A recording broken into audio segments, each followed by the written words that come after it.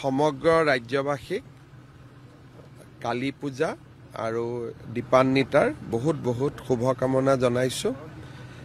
দীপাৱলীৰ পোহৰে সকলোকে উজ্বলাই তোলক, আমাৰ জাতিটো আৰু আগুৱাই যাওক, অসমখন আগুৱাই যাওক, তাকে কামনা কৰিছো। কেন্দ্ৰীয় চৰকাৰে বহু প্ৰচেষ্টাৰ মূৰত আমাৰ কাজিৰঙাৰ ৩২ কিলোমিটাৰ এলিভেটেড কৰিডৰ আৰু নেশ্যনেল হাইৱেৰ অনুমোদন দিছে। আমি আশা কৰিম যে ডিচেম্বৰ জানুৱাৰী মাহত ইয়াৰ যাতে আধাৰশিলা স্থাপন কৰিব পাৰে। তেওঁলোক যাওকগৈ, ঘূৰি অহাৰ পিছত আমাৰ SITৰ যি হেড আছে মুন্না গুপ্তা, তেওঁ আপোনালোকক নিশ্চয় ব্ৰিফিং কৰিব, কাৰণ তাত আলোচনাৰ পিছতহে আমি গম পাম। আলোচনা কৰি ঘূৰি আহক। তেওঁ সাংবাদিকসকলক আহি ছিংগাপুৰ ভ্ৰমণত তেওঁলোকে যিখিনি পালে বা যি আলোচনা কৰিলে নিশ্চিতভাৱে সাংবাদিকসকলক অৱগত কৰিব।